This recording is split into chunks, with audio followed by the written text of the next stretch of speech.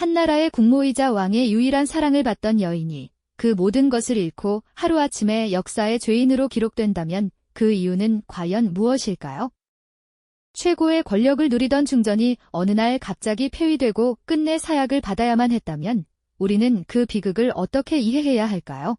이것은 단순히 한 여인의 불행한 개인사를 넘어 조선 왕실의 가장 치열했던 권력 다툼이 낳은 거대한 비극에 대한 이야기입니다. 오늘 우리는 왕의 사랑을 독차지했던 한중전이 어떻게 권력의 희생양이 되어갔는지, 그리고 그녀의 죽음이 어떻게 훗날 거대한 피바람의 씨앗이 되었는지 그 잔혹한 역사의 첫 페이지를 열어보려 합니다. 이야기의 주인공은 당대 손꼽히는 명문가에서 태어나 모두의 축복 속의 왕비로 간택된 여인이었습니다. 그녀가 화려한 가마를 타고 궁궐에 들어서는 그 순간 아마 모든 것이 약속된 듯 보였을 겁니다. 위험 있는 대례복을 입고 만백성 앞에서 중전으로 책봉되던 날, 그녀의 앞날은 오직 비드로만 가득 차 있는 듯했죠. 실제로 그녀는 젊은 국왕의 지극한 총애를 받았습니다. 왕의 발길은 늘 중궁전으로 향했고 두 사람 사이에는 곧 사랑스러운 원자까지 태어났습니다. 궁궐의 웅장한 전경 아래 왕과 단란한 한때를 보내는 그녀의 모습은 그 누구보다 행복해 보였고 그녀의 권세 또한 날이 갈수록 굳건해지는 듯 했습니다. 하지만 문제는 왕의 사랑이 깊어질수록 그녀를 향한 시기와 질투의 그림자 또한 짙게 드리워졌다는 점입니다. 특히 그녀의 앞을 가로막은 가장 거대한 장벽은 바로 지아비의 어머니이자 왕실의 가장 큰 어른이었던 데비였습니다. 강력한 카리스마와 정치적 야망을 지녔던 데비에게 아들의 사랑을 독차지하며 자신의 영향력을 키워가는 젊은 중전은 눈의 가시 같은 존재였을지도 모릅니다. 두 여인의 보이지 않는 신경전은 궁궐 전체에 서늘한 긴장감을 불어넣기 시작했습니다. 설상가상으로 중전 자신의 성격 또한 이 위태로운 상황에 불을 지피는 계기가 되었습니다. 그녀는 사랑에 대한 독점욕이 강했고 때로는 감정을 숨기지 못하는 다혈질적인 면모를 보이기도 했습니다. 평범한 여인의 질투는 궁궐 안에서 가장 좋은 공격의 빌미가 되곤 하죠. 놀랍게도 그녀의 이런 인간적인 모습들은 교활한 정적들의 손을 거치면서 왕의 총애를 등에 업은 오만함으로 그리고 국모의 자격이 없는 부덕함으로 포장되기 시작했습니다. 후궁들은 끊임없이 그녀의 허물을 왕과 데비에게 고했고 이는 서서히 왕의 마음에 균열을 만들어냈습니다. 한때는 오직 자신만을 향해 있던 왕의 따스한 시선이 점차 다른 곳으로 향하는 것을 느끼며 그녀는 점점 더 깊은 고립감에 빠져들었습니다. 왕의 마음이 멀어지고 있다는 불안감은 그녀를 더욱 조급하게 만들었고 그 조급함은 결국 돌이킬 수 없는 실수를 낳는 원인이 되고 말았습니다. 자신을 외면하고 다른 후궁의 처소로 향하는 왕의 뒷모습을 바라보며 그녀는 어쩌면 이미 자신의 비극적인 미래를 예감하고 있었을지도 모릅니다. 거대한 권력의 소용돌이 속에서 그녀의 편은 아무도 없었고 한때 가장 든든한 버팀목이었던 왕의 사랑마저 서서히 식어가고 있었으니까요. 궁궐의 차가운 벽은 그녀를 점점 더 외롭게 만들었고 그 외로움과 분노는 결국 스스로를 파멸로 이끄는 칼날이 되어 돌아오게 됩니다. 한때는 조선에서 가장 존귀했던 여인이었지만 이제 그녀는 거대한 정치적 음모의 한가운데에 홀로 서게 된 것입니다. 그녀를 폐위시키기 위한 명분을 찾던 세력들에게 그녀의 격정적인 성격은 더할 나위 없이 좋은 먹잇감이었습니다. 그들은 치밀하게 더들러왔고 안타깝게도 그녀는 매번 그 덫에 걸려들고 말았죠. 왕의 사랑이라는 유일한 동아줄이 썩어가기 시작하자 그녀를 둘러싼 모든 것이 적으로 변하기 시작했습니다. 데비의 냉랭한 시선, 후궁들의 비웃음, 그리고 신하들의 수군거림 속에서 그녀는 철저히 혼자가 되어갔습니다. 화려했던 시작과는 너무나도 다른 춥고 어두운 그림자가 그녀의 삶을 잠식하기 시작한 것입니다. 그리고 그 그림자의 끝에는 누구도 예상치 못했던 끔찍한 비극이 기다리고 있었습니다. 그녀를 향한 폐위의 칼날은 이제 아주 서서히, 그러나 아주 확실하게 그녀의 목을 향해 다가오고 있었습니다.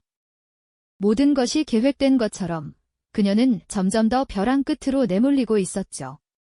왕실 최고 어른인 데비와의 갈등이 표면화되고 왕의 마음마저 떠나가는 절체절명의 위기 속에서 그녀는 과연 자신의 운명을 지켜낼 수 있었을까요? 안타깝게도 역사는 그녀에게 너무나 가혹한 시련을 준비하고 있었습니다. 한때는 왕실의 희망이었던 그녀가 어떻게 역사의 죄인으로 추락하게 되는지 그 결정적인 사건들이 곧 연이어 터지게 됩니다. 권력의 정점에 있던 시어머니 정의왕후는 자신의 손으로 세운 이 어린 왕비가 점차 자신의 통제를 벗어나는 것을 결코 용납할 수 없었을 겁니다. 그렇게 궁궐 안에서는 누구도 입 밖에 내지 않는 차가운 전쟁의 서막이 올랐습니다. 문제는 중전 윤 씨의 성품이 이런 암투에 최적화된 인물이 아니었다는 점이죠.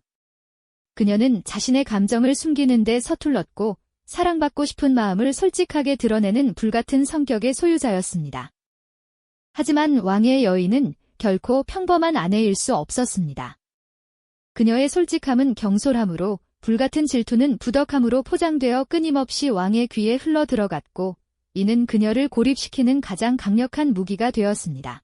치밀하게 계산된 험담과 눈물로 무장한 후궁들의 공세, 그리고 그 모든 것을 뒤에서 조종하는 대비의 압박 속에서 왕의 마음은 하루가 다르게 식어갔습니다. 한때는 세상 전부였던 지아비의 눈빛이 차갑게 변해가는 것을 느끼는 중전의 심정은 어떠했을까요? 그녀는 외로웠고 또 분노했습니다. 거대한 권력의 그물에 갇힌 채 발버둥 칠수록 상황은 악화될 뿐이었죠.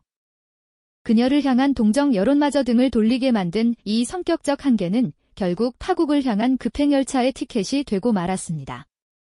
그리고 마침내 그녀의 반대파들이 그토록 기다렸던 결정적인 사건이 터지고야 맙니다. 왕의 총애가 다른 후궁에게 향하자 질투와 분노를 이기지 못한 중전이 왕과 크게 다투는 일이 벌어진 것입니다. 이성을 잃은 다툼 속에서 격분한 중전의 손이 그만 왕의 얼굴에 상처를 내고 만 이 사건은 그녀의 운명에 종지부를 찍는 신호탄이었습니다. 용안, 즉 왕의 얼굴에 흠집을 낸 것은 단순한 부부싸움이 아니라 국본을 흔드는 대역죄로 취급되었기 때문이죠. 이것은 반대 세력에게는 하늘이 내린 기회나 다름없었습니다. 대비는 당장 중전을 폐위하라며 눈물로 호소했고 기다렸다는 듯 신하들의 상소는 빗발쳤습니다. 왕은 버텨보려 했지만 어머니의 단호함과 신하들의 거센 압박 앞에 무너져 내렸습니다. 한때 사랑했던 여인과 자신을 왕위에 올려준 어머니 사이에서 성종이 느꼈을 고뇌의 무게는 상상조차 하기 어렵습니다. 하지만 정치적 현실은 냉혹했고 그는 결국 아내를 버리는 길을 택할 수밖에 없었죠. 결국 이 사건은 중전의 성품 문제라기보다는 그녀를 제거하기 위해 오랫동안 파놓은 함정에 스스로 걸어 들어간 것에 가까웠습니다. 그녀의 모든 행동은 이미 짜여진 각본 위에서 악녀의 증거로 수집되고 있었던 셈입니다. 그렇게 1479년 6월 조선의 국모였던 중전 윤씨는 폐위되어 폐비 윤씨라는 쓸쓸한 이름으로 궁궐에서 쫓겨나게 됩니다. 화려했던 즉위식의 기억은 온데간데 없이 그녀는 이제 죄인의 신분으로 사가에 유폐되는 신세가 되었죠. 하지만 이것은 비극의 끝이 아니었습니다. 오히려 더 거대하고 끔찍한 피바람을 예고하는 비극의 시작에 불과했으니까요.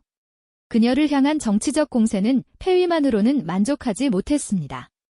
대비와 신하들은 후한을 없애야 한다며 끊임없이 왕을 압박했고 폐비의 존재 자체가 왕실의 안정을 해친다는 주장은 점점 더 거세졌습니다. 왕의 마음속에 남아있던 작은 연민마저 잠식될 정도로 집요한 공격이었죠. 폐비가 된 그녀는 사가에 갇혀 지내면서도 혹시나 왕이 자신을 다시 불러주지 않을까, 어린 아들들을 다시 품에 안을 수 있지 않을까 하는 신락 같은 희망을 놓지 않았다고 전해집니다. 그러나 그녀를 기다리고 있던 것은 용서가 아닌 차갑고 어두운 죽음의 그림자였습니다. 그녀의 존재를 완전히 지워버리려는 거대한 음모는 이미 마지막 단계를 향해 치닫고 있었던 것입니다. 성종은 결국 어머니와 신하들의 압력을 이기지 못하고 돌이킬 수 없는 마지막 명령을 내리게 됩니다. 자신의 손으로 직접 뽑았던 아내에게 그리고 두 아들의 어머니에게 친히 사약을 내리라는 비정한 결정이었습니다. 그녀의 목숨을 앗아갈 검은 사약이 조용히 대문을 넘어 들어오던 그 순간 폐비 윤씨는 어떤 생각을 했을까요? 자신의 기구한 운명을 한탄했을까요? 아니면 홀로 남겨질 어린 아들들을 떠올리며 피눈물을 흘렸을까요? 왕비의 자리에서 쫓겨난 지 불과 3년 만의 일이었습니다. 한때는 온 나라의 축복을 받으며 궁에 들어왔던 명문가의 여식은 그렇게 정치적 희생양이 되어 쓸쓸한 죽음을 맞이하게 됩니다. 그러나 역사는 그녀의 죽음으로 모든 것이 끝났다고 기록하지 않았습니다. 놀랍게도 그녀의 비통한 죽음은 훗날 조선 왕실을 피로 물들일 거대한 복수국의 씨앗이 되어 조용히 자라나고 있었으니까요. 그렇다면 대체 어떤 사건들이 그녀를 비극적인 죽음으로 몰고 갔으며 그 서슬퍼런 복수의 씨앗은 어떻게 싹을 틔우게 된 것일까요? 모든 비극의 실타래는 왕의 마음이 차갑게 식어가던 어느 날 밤, 왕의 침전에서부터 풀리기 시작했습니다. 왕의 사랑이 다른 후궁에게로 향하고 있다는 것을 직감한 중전은 참을 수 없는 질투와 배신감에 휩싸였죠. 문제는 그녀의 강직하고 솔직한 성품이 억울함을 속으로 사귀기보다는 직접 부딪혀 풀어내려 했다는 점입니다. 그녀의 모든 행동 하나하나는 이미 그녀를 제거하기로 마음먹은 정치적 반대 세력에게는 너무나도 좋은 공격의 빌미가 되어주었습니다. 그리고 마침내 운명의 밤, 왕과 중전 사이에는 결국 돌이킬 수 없는 격한 언쟁이 오고 갔습니다. 감정이 격해진 신랑이 끝에 중전이 그만 왕의 얼굴에 손톱 자국을 내고 만 사건은 그녀의 운명의 종지부를 찍는 결정적인 계기가 되고 말았죠. 감히 하늘과도 같은 왕의 얼굴, 즉 경안의 흠집을 냈다는 것은 상상조차 할 수 없는 대역죄였습니다. 이 사소해 보일 수 있는 부부싸움은 순식간에 거대한 정치적 사건으로 비화되었습니다. 이 기회를 놓칠세라 대비를 중심으로 한반대 세력들은 거대한 파도처럼 중전을 덮치기 시작했고 조정의 신하들은 연일궐 앞에 엎드려 폐위를 주장했습니다. 그날 선 상소의 목소리들은 고스란히 왕의 어깨를 무겁게 짓눌렀습니다. 한때는 누구보다 아끼고 사랑했던 여인이지만 이제 그녀는 자신의 왕위마저 위협하는 거대한 정치적 부담이 되어버린 것이죠. 왕은 깊은 고뇌에 빠질 수밖에 없었습니다. 냉혹한 어머니의 눈물과 왕권을 지켜야 한다는 신하들의 압박 사이에서 그는 결국 한 여인의 남편이 아닌 나라의 군주로서의 선택을 내리게 됩니다. 중전을 폐위하여 사가로 내쫓으라는 차갑고도 비정한 교지가 마침내 온 궁궐에 선포된 것입니다. 하루아침에 국모의 자리에서 죄인의 신분으로 전락한 그녀는 화려했던 대례복이 벗겨진 채 초라한 모습으로 피눈물을 삼키며 정들었던 궁궐의 문턱을 넘어야만 했습니다. 그 쓸쓸한 뒷모습 뒤로 궁궐의 문은 차갑게 닫혔습니다. 궁에서 쫓겨난 패비의 삶은 하루하루가 살아있는 지옥과도 같았습니다. 아무도 찾아오지 않는 텅 빈 집에서 그녀가 할 수 있는 유일한 일은 궁에 두고 온 어린 두 아들을 그리워하며 사무치는 슬픔에 잠기는 것뿐이었죠. 하지만 정치의 칼날은 그토록 무정했습니다. 그녀가 살아있는 한 언제든 복위의 가능성이 있다는 사실이 반대파들에게는 결코 용납할 수 없는 위협이었던 겁니다. 그들의 불안은 결국 또 다른 비극을 불러오고야 맙니다. 결국 왕은 또 한 번의 끔찍한 결정을 내립니다. 바로 사약을 내리라는 비정한 명령이었죠. 검은 옷을 입은 금부도사가 서늘한 독이 담긴 사발을 들고 그녀의 초라한 거처에 들이닥친 그 순간 패비는 모든 것을 체념한 듯 보였습니다. 그녀는 담담히 죽음을 받아들였다고 전해지지만 순순히 죽음만을 맞이하지는 않았습니다. 마지막 순간 자신의 피를 흠뻑 적신 비단 수건을 측근에게 건넸다고 하죠. 어머니의 원통한 피가 스며든 그 수건은 훗날 아들의 손에 쥐어질 비극의 신호탄과도 같았습니다. 단순히 한 여인의 원한이 담긴 유품이 아니었던 거죠. 그것은 아들에게 남기는 마지막 유언이자 잔혹한 정치판에 던지는 서슬퍼런 경고장이었습니다. 그녀의 죽음으로 모든 것이 끝났다고 생각했던 사람들은 아마 상상조차 하지 못했을 겁니다. 한 여인의 눈물이 마르기도 전에 그보다 더 거대한 피해 강물이 역사를 뒤덮게 될 줄은 말이죠. 모든 비극의 씨앗은 바로 그렇게 가장 연약한 곳에 가장 깊숙이 심어졌습니다. 어머니의 얼굴조차 기억하지 못하는 어린 두 아들은 슬픔 속에서 자라났습니다. 특히 훗날 왕위에 오르게 될 아들, 연산군의 가슴 속에는 어머니에 대한 그리움과 함께 정체를 알 수 없는 거대한 공허함이 자리 잡게 되죠. 누구도 그에게 진실을 말해주지 않았으니까요. 왕이 된 아들은 매일 밤 꿈속에서 이름 모를 여인의 흐느낌을 들었을지도 모릅니다. 어머니의 부재는 그의 내면을 서서히 뒤틀었고 채워지지 않는 애정결핍은 광기로 변해갈 준비를 하고 있었습니다.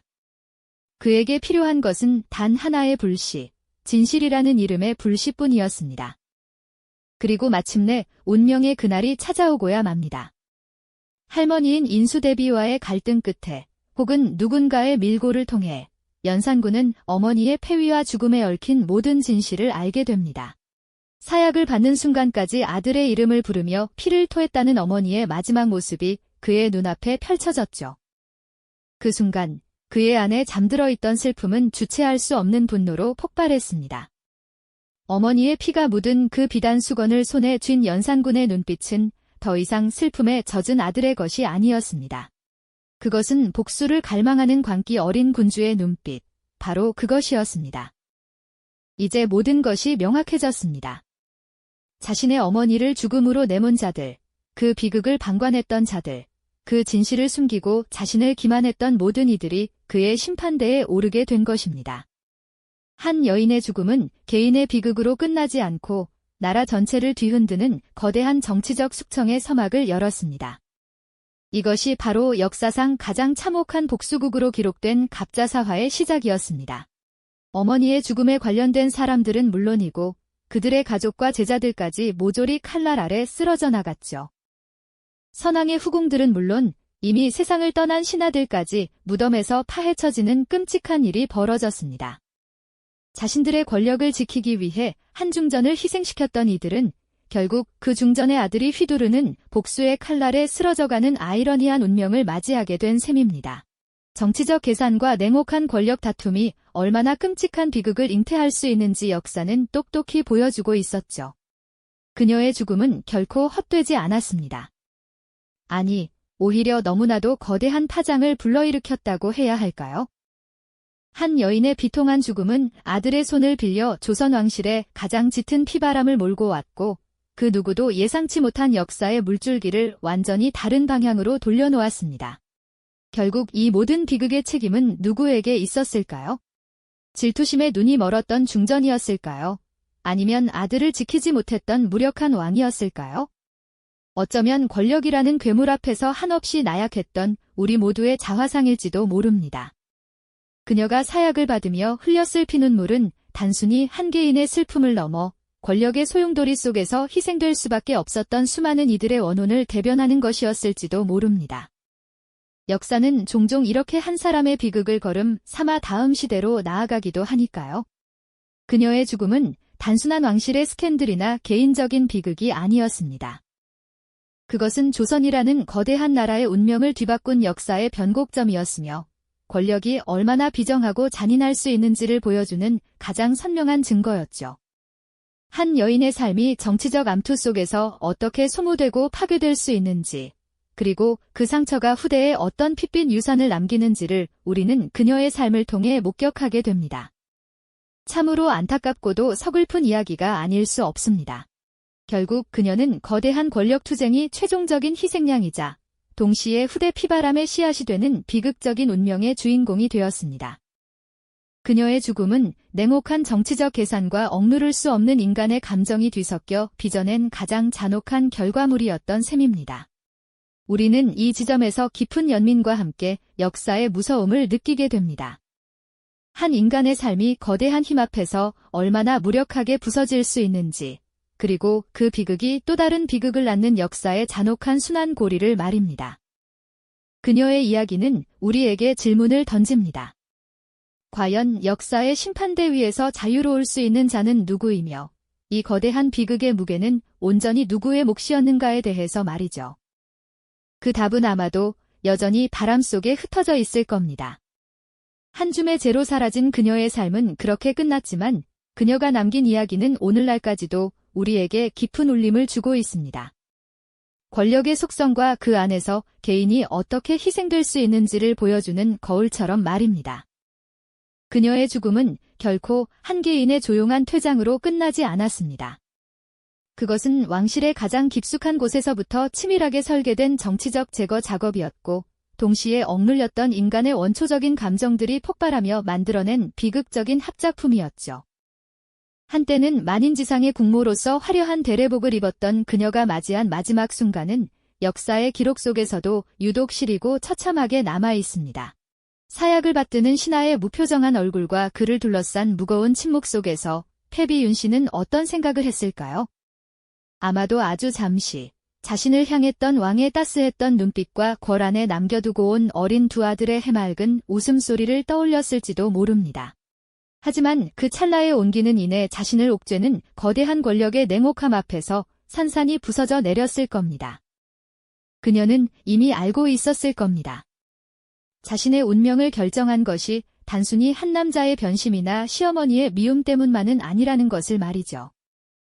자신의 강직한 성품을 구실 삼아 공격했던 정적들, 왕의 고뇌를 부추겨 폐위를 종용했던 신하들, 그리고 이 모든 것을 알면서도 외면했던 수많은 이들의 침묵이 모여 거대한 칼날이 되었음을 깨달았을 겁니다.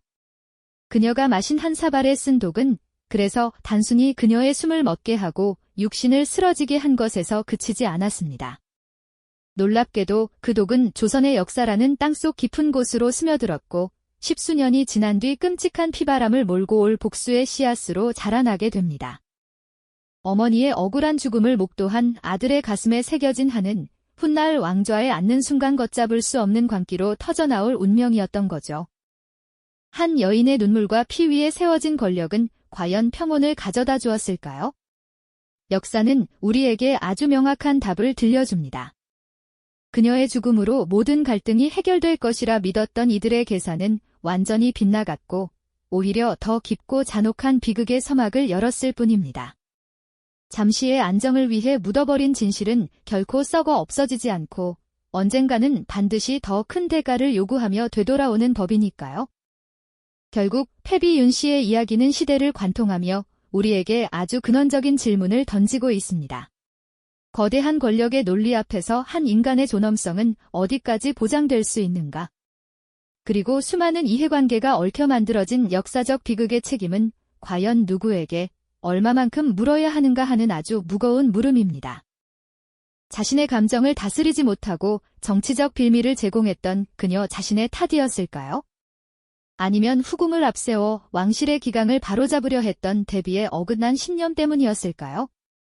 혹은 왕으로서의 고뇌와 인간으로서의 연민 사이에서 결국 정치적 안정을 택했던 왕의 책임이었을지도 모릅니다.